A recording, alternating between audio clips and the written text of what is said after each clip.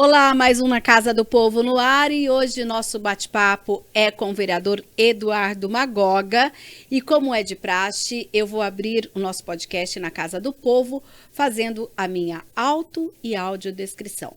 O meu nome é Mirna Abreu, eu sou uma mulher negra de pele clara, meus cabelos são cacheados um pouco acima dos ombros, estão com mechas loiras, bem black power, hoje eu estou vestida com um body. Ele é preto, mas ele tem um fundo bege, né? Ao meu fundo nós temos aqui o estúdio Na Casa do Povo, né? O nosso cenário todo em preto. À minha esquerda, uma TV com logotipo escrito Na Casa do Povo em azul e branco.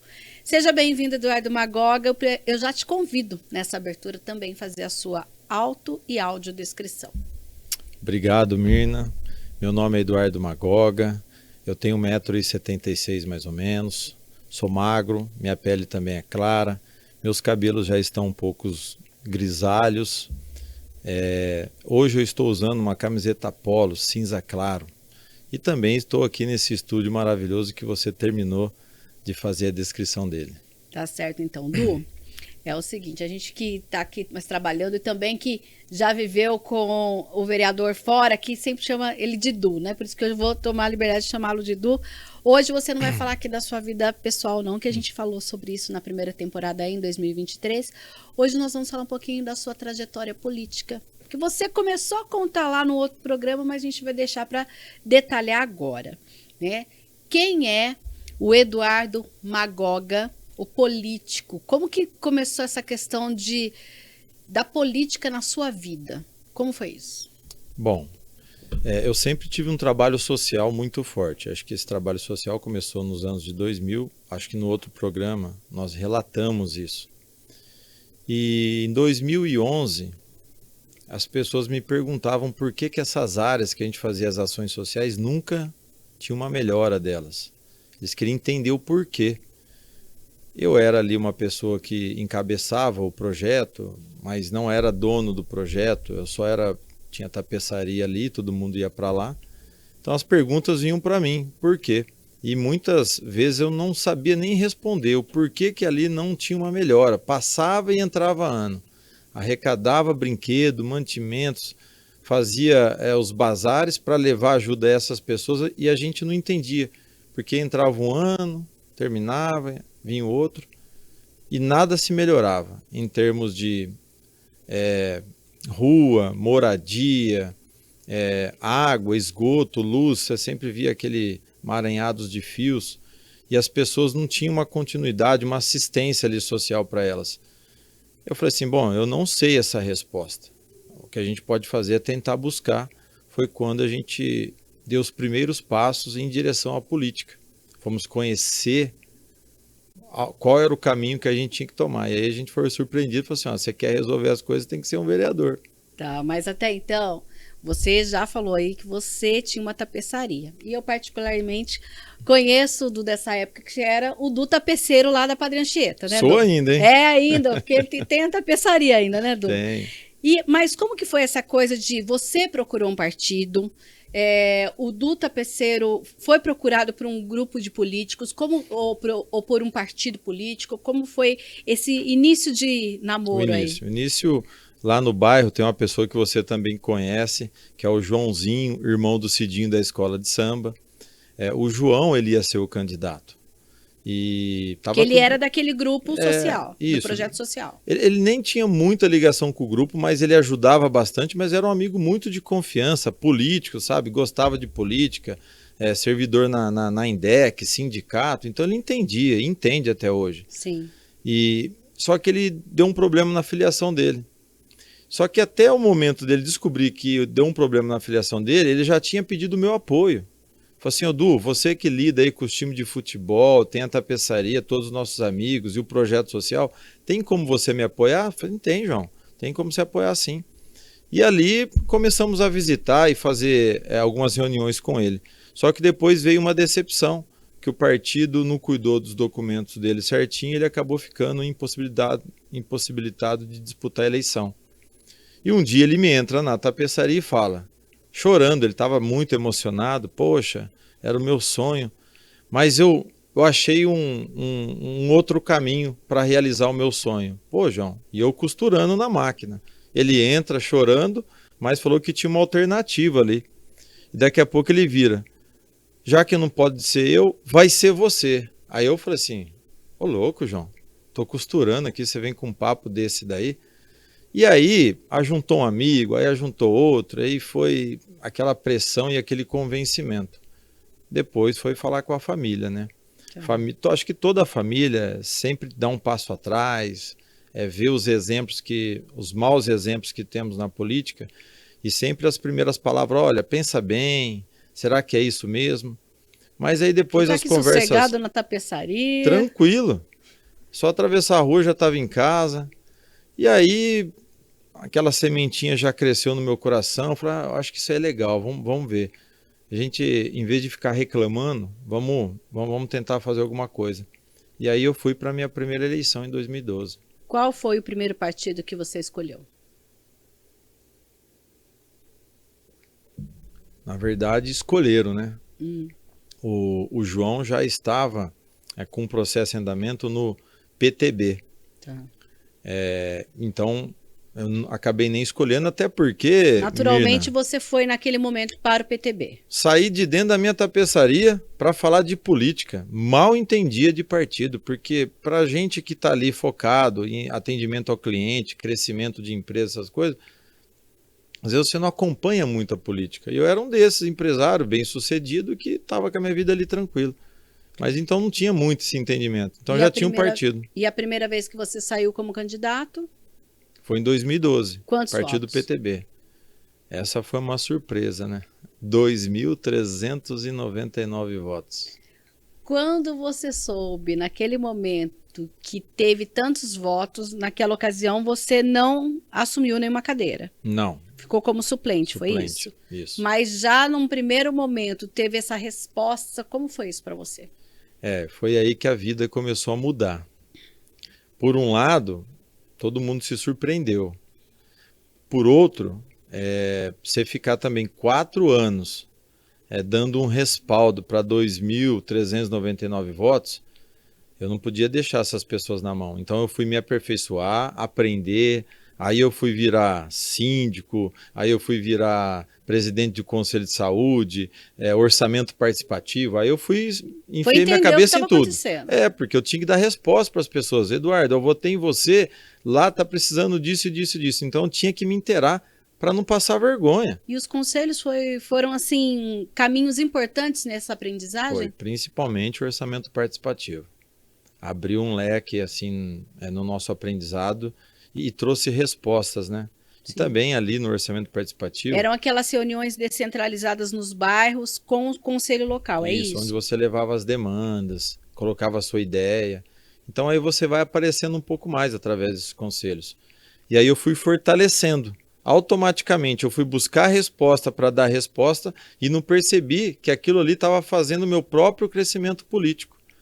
Então, assim, era o caminho que eu achei naquele momento para poder, sabe, sentir orgulhoso dos votos que eu recebi e, ao mesmo tempo, ser grato com as pessoas de, pelo menos, dar uma resposta quando elas precisassem. Quando elas te procuravam, por exemplo, para uma demanda que você entendia que aquilo poderia ser colocado na época no orçamento participativo, já marcava e já levava para as reuniões? Já marcava e levava em pauta nas reuniões. E do Conselho de Saúde também? Também, do Conselho de Saúde também. Tem as nossas amigas até hoje lá, a dona Dora, lembra da Dora? Sim. Então ela era muito competente. Tá certo, então. Aí nós chegamos, então, em 2016. Você decide, então, ser novamente candidato? 2016, nós tínhamos que saber se aquilo ali era um voto de protesto, de revolta da população, às vezes a população querendo alguma mudança, ou se saber se realmente as pessoas elas estavam alinhadas com o trabalho e com as ideias que nós tínhamos, com o jeito de ser e de resolver. Então 2016 foi esse desafio interno meu. Preciso saber se as pessoas confiam em mim, se é por conta do trabalho que a gente tem feito, por conta da conduta familiar no bairro, por conta do empresariado que nós fomos ali, criamos ali atrás da Avenida João Paulo, ali sempre tem um comércio, que eu sempre defendi o comércio. Então era um ponto para mim decidir. Não sei o que vai ser, mas quando chegou 2016, a gente já tinha feito um grande trabalho. Até a parte social a gente já estava trabalhando, porque na primeira eleição eu não peguei todos os frutos que a gente poderia ter tido do trabalho social. Agora, em 2016, eu já avisei as pessoas, olha, estava mais planejado isso na sua cabeça. E as pessoas já sabiam, pô, o Du vai ser um candidato a vereador. Então, em 2016 foi esse momento de decisão para a gente poder saber o que era a nossa campanha. E ainda pelo PTB ou não? Não. Aí foi pelo PMDB, na época. Por que você mudou de partido? A nossa legenda, os 2.399 votos, ele assustava algumas legendas. Então todo mundo via o Du Tapeceiro como um vereador já em 2016. Então ninguém queria ter um concorrente. Certo. Era difícil de achar uma legenda. Só que talvez as legendas que nós tivéssemos também, algumas não eram interessantes para a gente, porque sabia que não ia chegar.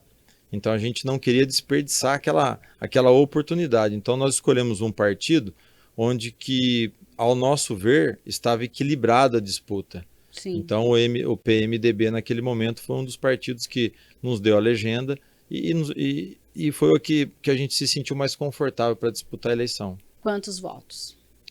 Aí foi o 4.226 votos. Virou vereador? Não virei vereador. Gente, a gente quem ainda não entende muito de política, esse ano é um ano eleitoral que as pessoas começam a explicar um pouco mais. A gente tem, inclusive, já alguns vídeos no próprio Tribunal Superior Eleitoral explicando como é feita essa conta.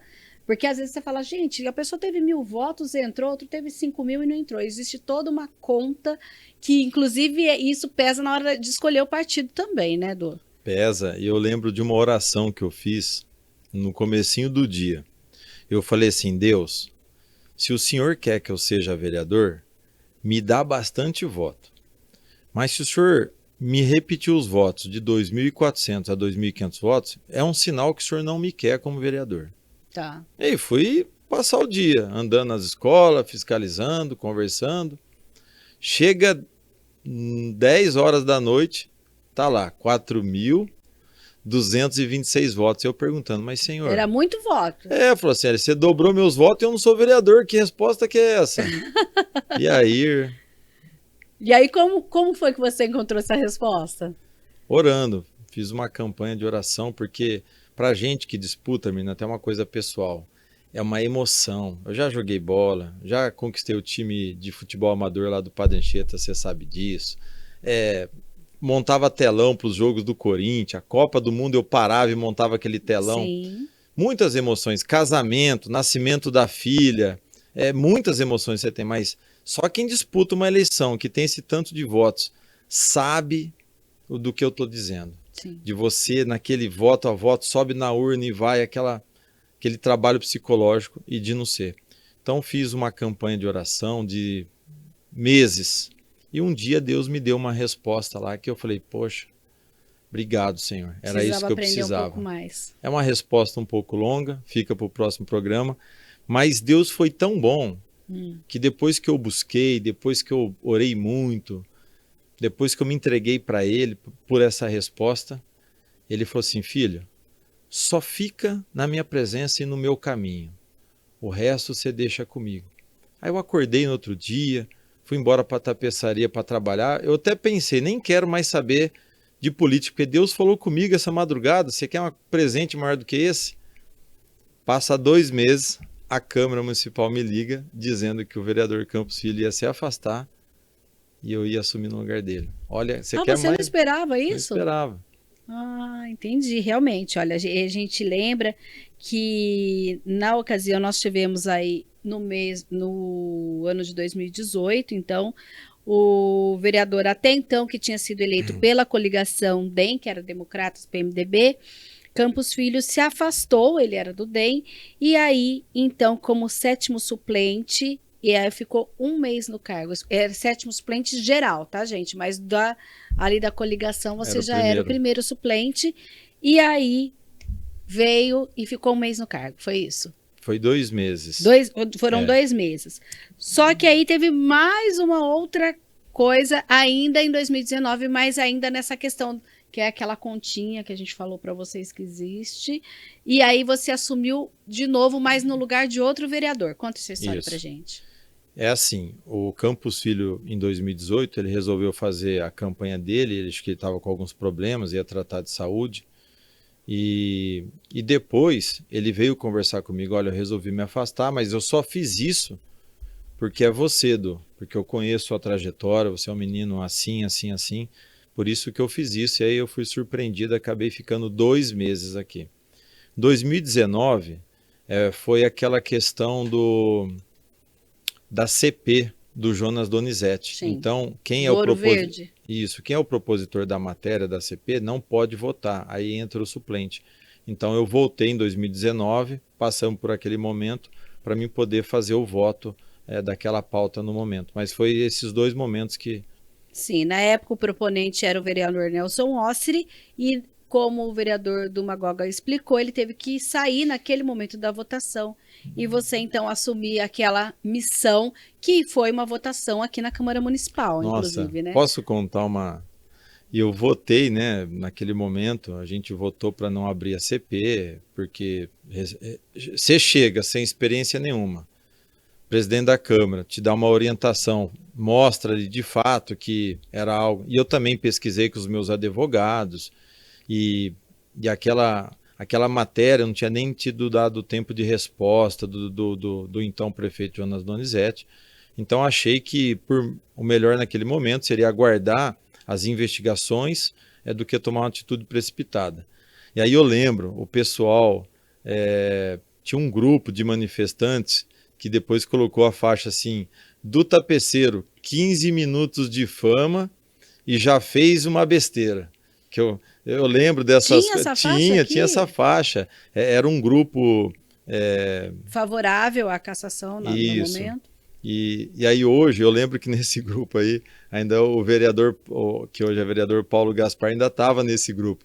E aí passa anos, está eu e ele sentando junto aqui no plenário. Olha, como foram então aqueles 15 minutos de fama naquele momento aqui? Porque quando a gente fala daqueles 2 meses que você substituiu o Campos, foram meses leves, vindo nas sessões, ou como que foi para você mais ou menos, esse primeiro contato aqui com a rotina? Eu entrei, já estava esse clima, tinha o pessoal do Santini, né? Sim. E tinha um outro pessoal, e eu entro já nesse fogo já, de acusações, de discussões. Assustou? Muito.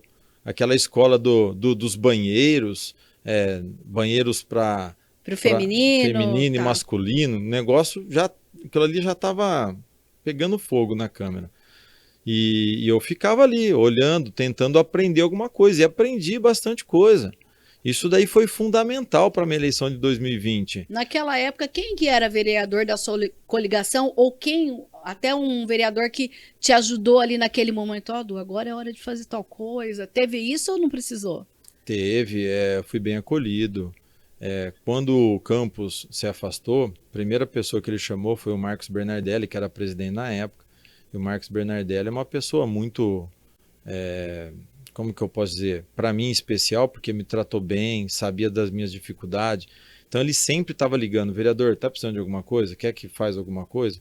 E eu falei, tá tudo bem. Mas o próprio Campos Filho, que também tem muita experiência, uma pessoa que também já foi presidente da Câmara, ele estava sempre no gabinete, sempre orientando, sempre, faz isso, encaminha lá, isso aqui é uma indicação, sempre explicando. Então, não faltou ajuda. Foi, assim, uma experiência muito importante meu mandato em 2021. Você lembra a primeira vez que usou a tribuna ou não? Bom, para tomar posse, você prepara um discurso. E aí você não vê a hora... Você quer fazer o discurso, mas você não vê a hora que termina também. Vírgula, palavras. E o grupo... Você imagine, para ter 4.226 votos, você imagine o tanto de pessoas que estavam envolvidas nessa campanha. Então todo mundo quer que dê muito certo. E tem uma coisa que foi muito marcante. Eu tomei posse dia 6 de agosto, no dia do aniversário da Maria Eduarda. Que é a sua filha mais nova? Não, só tem uma. Você só tem uma? E ela estava no plenário, só que ela não sabia do meu discurso. Aí eu paro no meio do meu discurso e falo, senhor presidente, inclusive hoje, que eu tomo posse, um dia muito importante, duplamente na minha vida. Primeiramente, é aniversário da Maria Eduarda. Aí todo mundo para e canta um parabéns e dá... foi muito legal. Foi super marcante mesmo, para sempre, foi né? marcante para sempre. Deu tudo certinho. Ah, Passou o discurso, deu tudo certinho. Mas depois usar a tribuna, e vou falar para você que está assistindo aqui, até hoje, dependendo da pauta que a gente vai falar, ainda a gente sente um frio na barriga. Por mais que a gente já tá um pouco por mais acostumado. Que tá escrito, por mais que treinou ali. Pelo menos eu. Tá. Eu sou assim. Tem dia que eu subo na tribuna, nossa, espero que dê tudo certo. Porque a gente... É o momento que você tem que... 5 minutos são rápidos demais ou não passam nunca? Quando você tá lá esperando sua vez, parece que não passa. Tá. Nossa, mas não para de falar, fulano. Ô, Bertano, não para de falar. Quando você sobe na tribuna, tudo que você colocou no papel não dá mais tempo de falar. Então é incrível, né, essa sensação.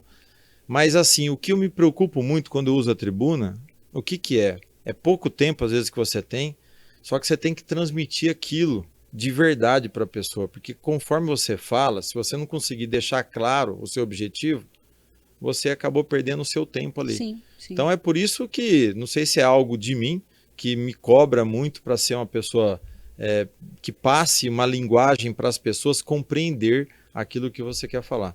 Mas às vezes eu sinto um friozinho na barriga ainda. Tá certo, então. Já com essa experiência aí como suplente, assumindo a cadeira de vereador, nós temos as eleições de 2020 em plena pandemia. Como foi isso para você? Foi terrível, porque tapeçaria fechada, loja fechada. Então eu tinha que manter o sustento dentro de casa, com pouco trabalho, com pouca manejo de você poder estar na rua e entrando na casa de cliente, entregando as coisas, e ao mesmo tempo ter fôlego para disputar uma campanha, que requer contato. Qual que era o meu maior contato? A pessoa vai lá na tapeçaria, às vezes eu estava lá na tapeçaria, sou candidato esse ano. Na pandemia não teve isso. Certo. Então aquelas experiências, o pessoal já conhecia um pouco a gente, quando eu assumi em 2018. Então tudo isso daí ajudou. Mas foi bem difícil fazer. Na hora do vamos ver mesmo, você teve que usar, você usou a internet, o que você pôde usar ali que já que não podia? Ter contato, aquelas reuniões, porque geralmente a gente pensa nessa época, ainda antes desse advento todo da internet, as pessoas usavam as reuniões na casa de líderes de bairro, de famílias, e 2020 mostrou que tinha que ser, todo mundo teve que se reinventar. Teve. O que eu fiz? Eu peguei minha lista de contato entre clientes e amigos, lá na tapeçaria mesmo, tinha dia que eu montava o tripé e eu gravava um vídeo pessoal para cada um. Às vezes eu falava assim, olha Márcia, lembra? Eu sou o Du Tapeceiro, reformei o seu sofá, e mandava um recado direto para ela. Pra pessoa lembrar quem era você. Olha, naquele momento eu não te falei nada, mas eu sou suplente de vereador, porque eu era suplente de vereador, e isso trazia um status maior, né? Tá. E eu mandava um recado para a pessoa. Aí a pessoa respondia, nossa, Du, nem sabia disso. Pois é. É que a gente estava falando de trabalho aquele dia. Não, pode contar comigo, aqui em casa tem fulano. Aí no outro dia ela estava, Du, manda material seu aqui que eu já estou espalhando no grupo. Olha, então, a internet se tornou uma aliada. Aliada, só que foi quase 2.000 vídeos. Mas você fazia um por dia ou um por pessoa? Um por pessoa. Eu tratava a pessoa pelo nome dela. Eu não fiz um vídeo. Você não fazia, disparei. Por exemplo, hoje é dia da sexta-feira, eu mando, é o de sexta. Não, eu gravei um vídeo. Personalizado. Assim, ô, dona Maria, tudo bem? Como é que tá o seu sofá? Espero que esteja bem. Ó, não senta no braço, que eu não gosto que senta no braço, você vai perder a garantia. Ó, não esquece de mim, hein? Preciso da senhora nessa eleição. E mandava. Então a pessoa ouve o áudio, eu falei assim, o Du tá falando comigo mesmo. Olha. E aí você vinha um retorno. Du, fica tranquilo, não esqueci não. Mas, ó, passa em casa, eu já tenho mais 2 poltronas para reformar. Então a gente ia ali, Certo. trabalhando e fazendo campanha. Foi desse jeito. Mas aí. alguém te deu essa ideia de fazer personalizado assim? Ou alguém falou, faz um vídeo lá e você falou, ai, como que eu vou fazer para ser igual a todo mundo? Tem isso daí, né? Que você manda na lista de transmissão, só que você manda um vídeo numa lista de transmissão, você não pode dar nome. Sim. Agora, quando você recebe um vídeo, ô Mirna, pô, você tá linda hoje, pô, obrigado pela sua amizade, a sua família, olha, me encanta. Hoje eu tô aqui, ó, disputando uma eleição, eu tenho muita chance de ganhar, gostaria muito dessa... Fica pessoal. Claro. Aí seu coração já amolece. Então eu falei, bom, já que eu tenho aqui, a gente não pode fazer reunião com muita gente, tem tempo, então ficava das 8 da manhã até 1h, 2h da manhã gravando os vídeos. Eu achava Sim. que trazia mais resultado. Sim. E aí, como foi o resultado então? Diminui um pouco, mas tá. foi 3.846. Mas aí depois eu fui compreender por isso. Depois do susto, né? Porque tinha 800 votos, aí parou de contar. Falei, pô, impossível de 4.000 cair para 800. Aí 11 horas da noite vem o resultado inteiro, que não teve aquela falha, né? Teve Que aquela deixou falha todo no mundo. sistema, verdade. Falhou o sistema, falhou o coração nosso, falhou o pulmão, falhou tudo nesse dia aí. O povo na rua Você falava, não é possível, eu só tive 800, o que eu fiz? A pessoa tava assando uma carne ali, nem assava. Pô, nem vira mais o bife aí, porque não... E ficou tenso. Aí depois veio esse resultado. Mas depois pesquisando, foi por conta que reduziu, né, o número de pessoas para vir votar, então esse fator na pandemia a gente teve aí muita gente que deixou de ir às urnas. deixou de ir às urnas. Acho que a quantidade de candidatos também dá uma disseminada nos nossos votos. Sim. Mas foi ali uma perda de 400, 500 votos mais ou menos. Certo. Assumiu definitivamente em 1º de janeiro de 2021. A gente tem, inclusive, aí imagens, né? Os vereadores todos com máscaras. A gente estava naquele momento ainda em pandemia. Todo mundo fez uma reunião, cada um no seu gabinete, e depois só porque cada um vinha pessoalmente receber o diploma, não é isso? É isso aí. E como que foi aquilo para você? Gasta com Nesse maquiagem momento da você estava sem a Maria Eduarda, sem seus apoiadores, porque não pôde trazer ninguém, né? Não pôde. Trouxe uma pessoa. Uma pessoa. Mas aí não era aquele monte de gente que estava aqui no dia, em agosto do ano de 2019, né? Mas era melhor, né? Você achou desse melhor? jeito aqui, porque eu sou o titular da cadeira. No outro eu não era. Todo mundo estava ligado na transmissão, então, da TV Câmara Campinas. Tava ligado. A expectativa, né? Que todo mundo espera por esse momento. Eu lembro que a gente falou assim, nossa, vou comprar um terno bacana. Aí você fica tudo dentro do gabinete online. Gasta, como eu falei, Patrícia, vai gastar com maquiagem, mas você vai ficar lá no gabinete. Mas gasta e vamos lá, que você tem que estar bonita, tem que estar linda, é um momento importante para mim. Tá. Então, você ter o seu cônjuge, sua mulher do seu lado te apoiando é muito importante para a gente começar com o pé direito. E todas essas fases, 2012, 2016, depois 2020, apesar de lá no começo ela ter dito, não entra nisso, ela sempre esteve do seu lado? Minha mãe era mais, tem certeza? Minha mãe sempre foi um pouquinho mais pé atrás. A Patrícia, no momento ali, mas logo já amoleceu o coração. E hoje, às vezes, ela está atendendo, ela fala assim, ó, tem que cortar uma árvore aqui, ó, senão não vendo sofá. A mulher veio aqui, ó, até compra um sofá Dudu, mas se ele cortar minha árvore. É assim, viu, de vez em quando lá. Mas, gente, não é vereador que corta a árvore, não, hein? Quem corta a árvore é a prefeitura. O vereador faz a indicação para cortar a árvore, não é isso? É isso aí. As pessoas confundem um pouco, né, Edu? Às vezes, inclusive, quando você faz uma indicação e aquilo, por algum motivo, não é atendido pelo executivo, você tem que dar muita explicação para o povo. Explica. A gente sabe o porquê que às vezes não atende. As pessoas entendem? Em partes. Tá. Em partes. Mas é muita coisa. Os requerimentos são muitos. São muitos, né? São muitos. Mas eles entendem que nem todo requerimento, nem toda indicação pode de pronto ser atendido. Isso ou não? Não tem condições, porque se você for pegar de todos os vereadores, mais do 156, e mais todos os meios de comunicação que tem para você registrar uma demanda, fica impossível você atender. Sim. Não tem. Então sempre vai ter uma demora, o que pode ser, na hora de uma urgência, você parar o que está fazendo para você poder atender e amenizar o problema. Mas são muitas. Hoje, aqui dentro, a gente entende um pouquinho mais e sabe. Certo. Falando em estar aqui dentro, a gente tem percebido que não só agora no mês de abril, a gente está falando, né, do Abril Azul, mas durante todo o tempo você, inclusive, em honrarias, já destinou honrarias para especialistas nesse segmento, já apresentou projetos nesse segmento, justamente preocupados com a qualidade de vida, não só da pessoa que tem o espectro autista, mas também com a qualidade de vida dessa família. Eu queria que você falasse um pouquinho o que te levou a pensar nessa pauta e a estar cada vez mais inserido nesse contexto. É interessante, porque enquanto isso você não tem uma experiência, principalmente familiar, tem coisas que você não enxerga na sociedade no dia a dia. São muitos temas, são muitos problemas. O problema de para um é grande, para o outro que está de fora, é tão fácil de resolver. Mas às vezes o que está de fora, quando tem um problema, que ele fala assim, nossa, eu resolvi isso com os pés nas costas. Então meu sobrinho, Bernardo, quando nasceu, ele nasceu com um lado do corpo um pouco paralisado, com os dedinhos sem se mexer. E a minha cunhada era nova.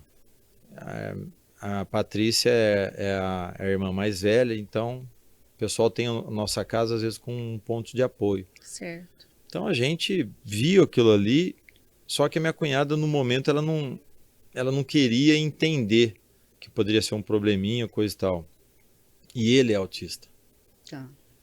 Então vendo o sofrimento da família, aí eu me tornando vereador, no mínimo a obrigação minha era até porque eu me comovi, eu aprendi, nós aprendemos até hoje.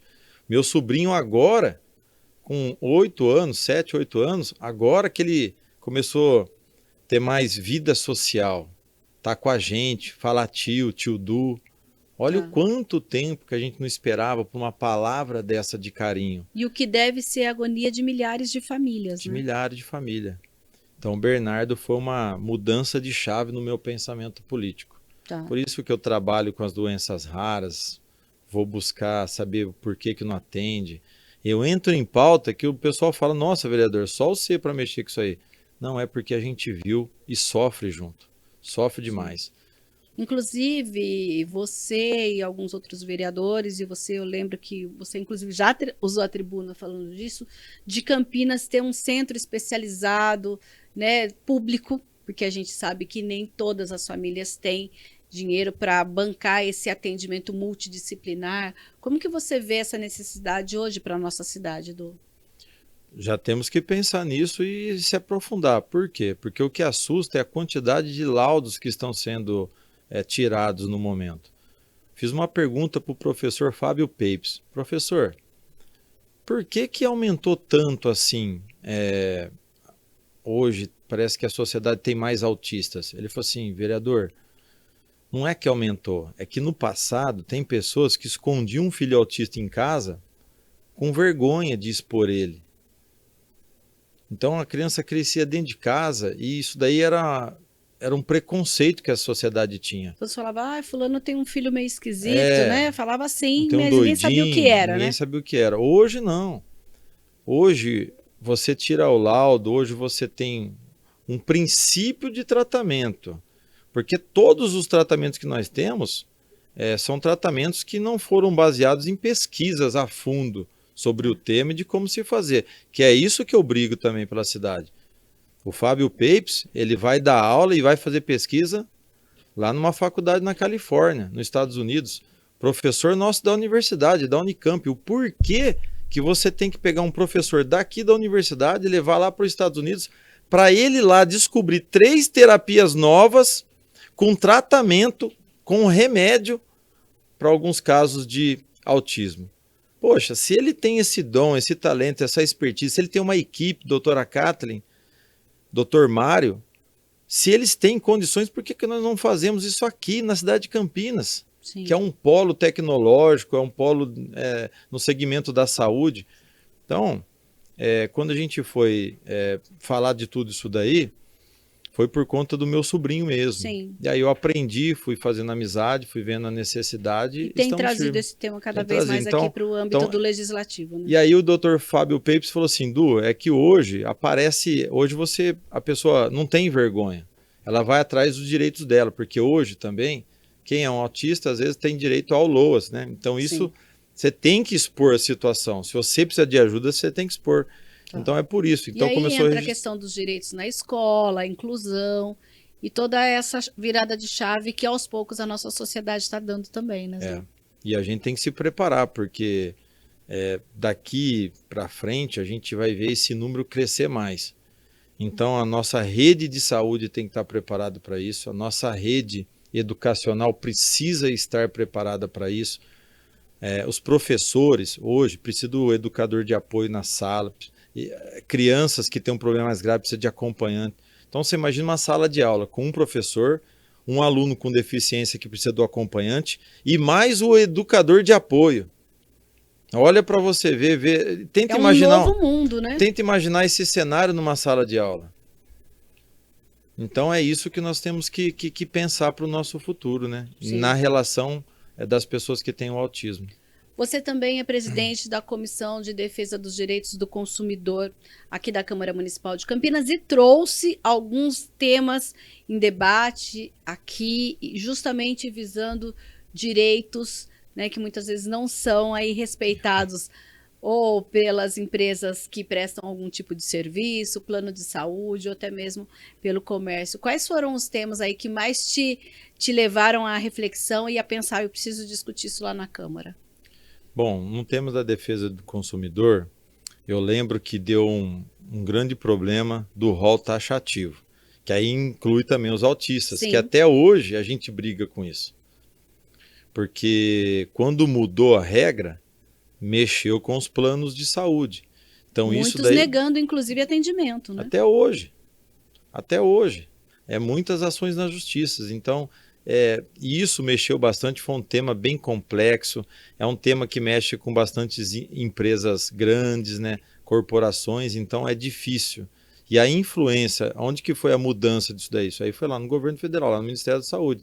Então, como que um vereador daqui da cidade de Campinas consegue falar, escuta aí um pouquinho, ou essas três mães, fica difícil o acesso. Então, a gente trabalha através da comissão, que aí a comissão já junta 5 vereadores da cidade de Campinas, que eu costumo dizer, vereador da cidade de Campinas, às vezes tem o peso de deputados em alguns estados do país. Sim.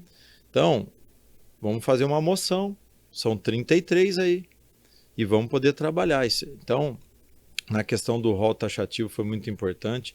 Um tema que lá de trás a gente está colocando agora em prática é também a questão do bilhete único, que eu fiz audiência pública esses dias, para dizer por que um bilhete único, um bilhete de transporte tem prazo de validade. Isso daí para explicar na nossa comissão é difícil. Estou acostumado a falar, olha, venceu o arroz, venceu o feijão, olha, os legumes ali, vamos lá, vamos atuar.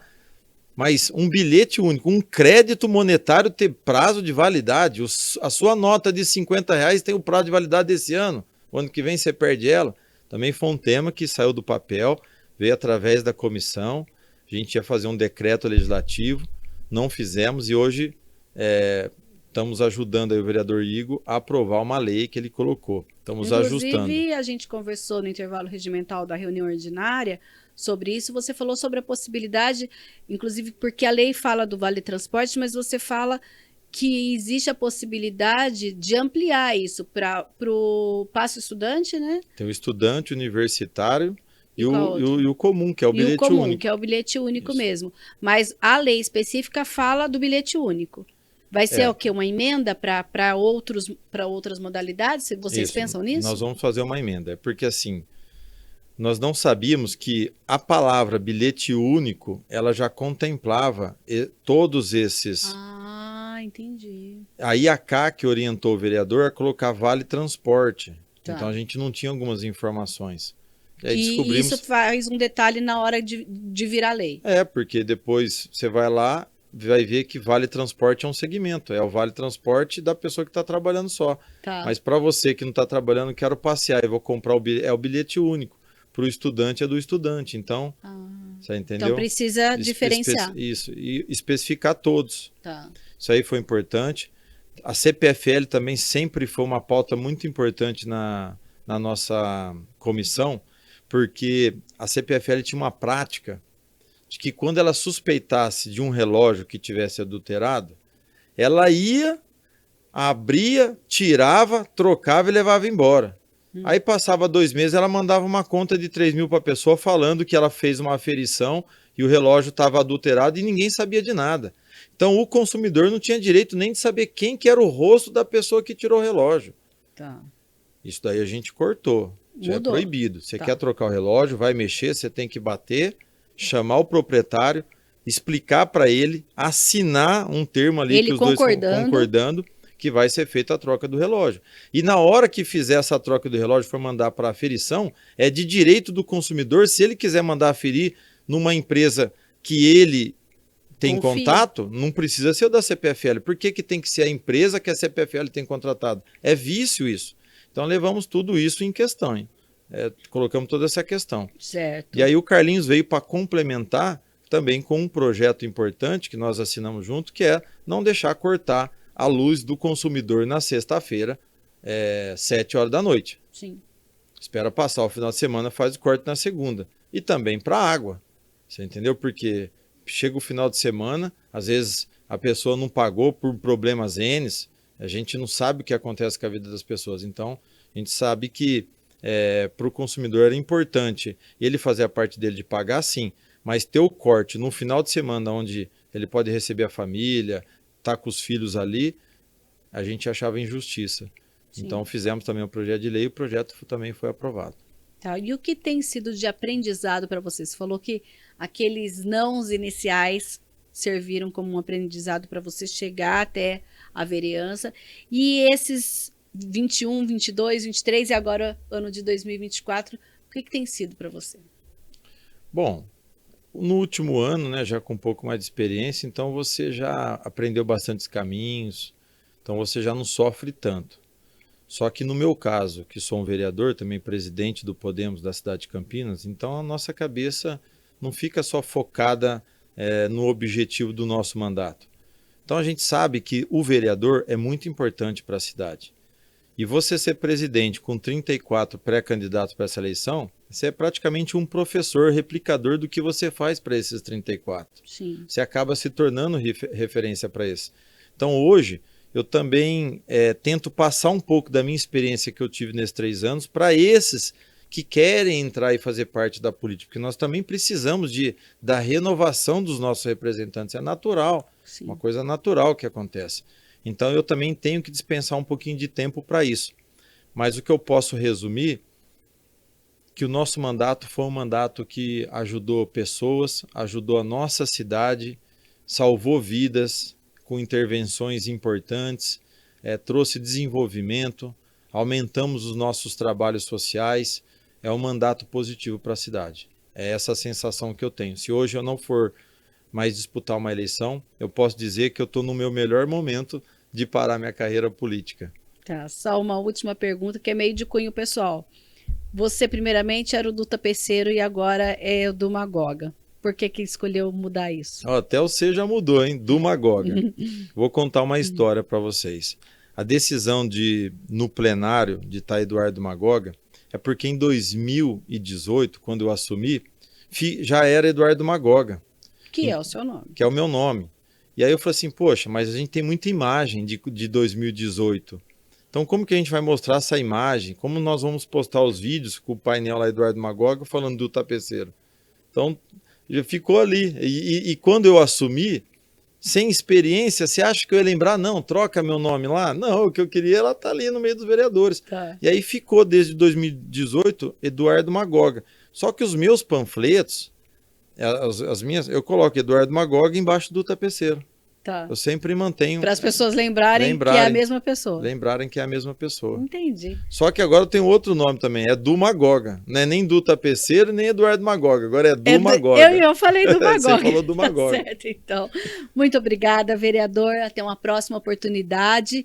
Quem sabe ainda no próximo semestre a gente volta a se falar. Nossa, eu que agradeço, viu? Maravilhoso programa, a equipe de vocês são sensacionais. Que Deus continue abençoando a cada um de vocês, porque vocês aí que fazem com que a gente se pareça um pouquinho mais importante na cidade, são vocês. Obrigado, viu? E vocês são, sim, vereador, muito obrigada. E o Na Casa do Povo fica por aqui. A gente lembra que você pode ir lá no youtube.com/TV Câmara Campinas, acessar a nossa playlist, lá você encontra todas as entrevistas que nós fazemos aqui no Na Casa do Povo. Continue na programação da TV Câmara Campinas.